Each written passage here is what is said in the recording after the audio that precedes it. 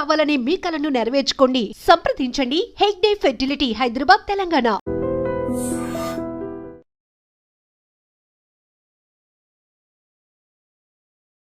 అందరికీ నమస్కారం. నేను మీ ఆయుర్వేద డాక్టర్ చిట్టుపట్ల మధుసూదన శర్మని. మనం ఈ వీడియోలో మోకాళ్ళ నొప్పుల సమస్య తగ్గేందుకు చక్కటి గృహ వైద్యం, కడుపులోకి ఎలాంటి ఔషధాన్ని వాడుకోవాలి, పైపూత ముందుగా ఎలాంటి ఔషధాన్ని వాడుకోవాలి మొదలైన వివరాలు మనం ఈ వీడియోలో తెలుసుకోబోతున్నాం. ఈ రోజుల్లో మోకాళ్ళ నొప్పుల సమస్య చాలామందిని వేధించి పీడించి రకరకాల ఇబ్బందులకు గురి చేసేటువంటి ప్రధానమైనటువంటి సమస్యగా అయింది.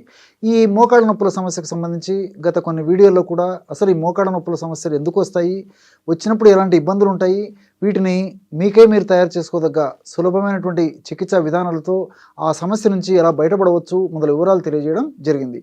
ఈ వీడియోలో మరొక ఫార్ములాని ఈ మోకాళ్ళ నొప్పుల సమస్య తగ్గేందుకు మనం తెలుసుకోబోతున్నాం. ఈ యొక్క సమస్య తగ్గేందుకు కావాల్సినటువంటి ఔషధం ఎలా తయారు చేసుకోవాలంటే 2 పదార్థాలతో ఔషధాన్ని తయారు చేసుకోవాలి. మొదటి పదార్థం త్రికటు చూర్ణం. బాగా నిదానంగా రాసుకోండి.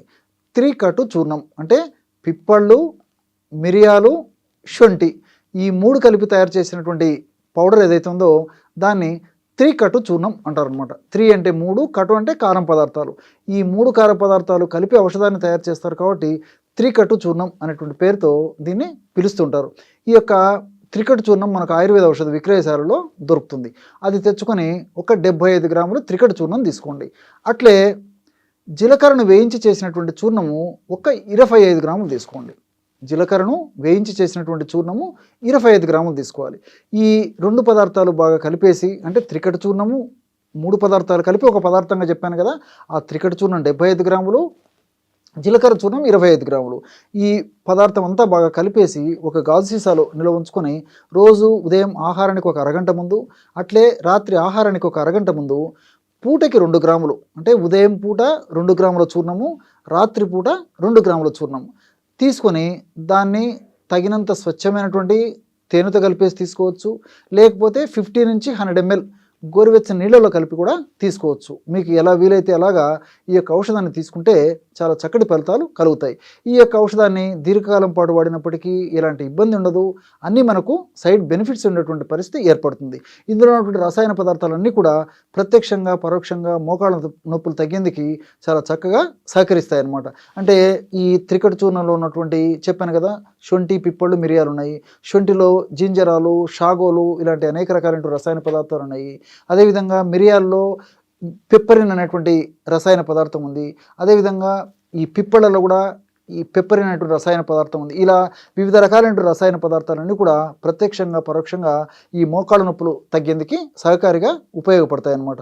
అది అంతేకాకుండా ఈ జీలకర్రలో ఉన్నటువంటి వివిధ రకాలైన రసాయన పదార్థాలు కూడా, అంటే ఈ థైమాలు, క్యుమినాల్డిహైడు, అట్లే ఈ ఫ్లేవనాయిడ్స్, ఫైబరు ఇలాంటి అనేక రకాలైన రసాయన పదార్థాలు, ఫైటో స్టిరాయిల్స్, పాలిఫినాల్స్ ఇలాంటి అనేక రకాలైన రసాయన పదార్థాలు కూడా ప్రత్యక్షంగా పరోక్షంగా మోకాళ్ళ నొప్పులు తగ్గేందుకు సహకరిస్తాయి.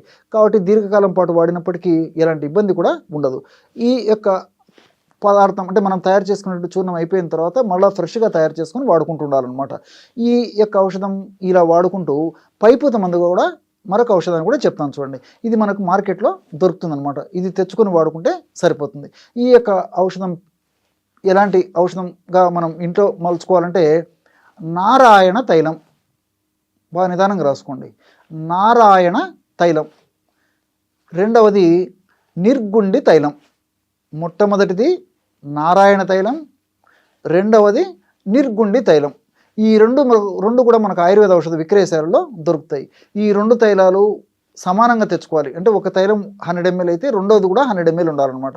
ఈ విధంగా తెచ్చుకొని ఇంట్లో ఒక పాత్రలో, ఒక గిన్నెలో 2 తైలాలు కలిపేసేయండి. ఆ 2 తైలాలు కలిసిపోయిన తర్వాత మరలా సీసాల్లో ఎత్తి పెట్టుకొని ఆ యొక్క తైలాన్ని, అంటే 2 కలిపి కాంబినేషన్గా తయారు చేసుకున్నటువంటి తైలాన్ని రోజు ఒక్కసారి కానీ, సమస్య మరీ ఎక్కువగా ఉంటే 2 సార్లు కానీ వాడుకోవచ్చు. ఎలాగంటే కాస్త తైలాన్ని తీసుకొని గోరువెచ్చగా చేసి మోకాళ్ళ భాగంలో అప్లై చేసి సున్నితంగా మర్దన చేస్తూ ఉండాలన్నమాట.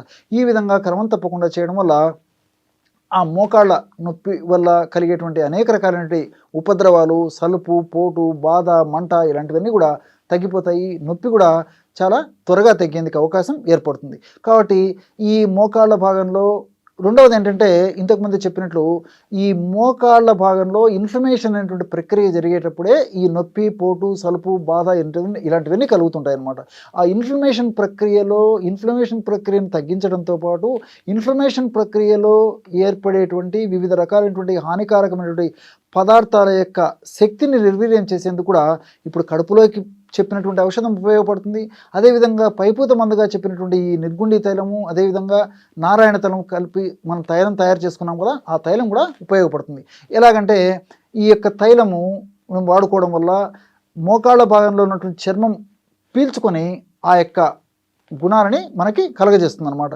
కాబట్టి ఈ రెండు కడుపులోకి ఔషధాన్ని వాడుకుంటూ మరి అవసరాన్ని బట్టి ఈ యొక్క పైపూత మందుగా ఇలాంటి ఔషధాన్ని వాడుకోవడం వల్ల ఫలితాలు చాలా సమర్థవంతంగా ఉంటాయి. చూశారు కదా, ఇటువంటి సులువైనటువంటి ఔషధ యోగాలని మోకాళ్ళ నొప్పుల సమస్య తగ్గేందుకు మీరు ఈ వీడియోలో తెలుసుకున్నారో.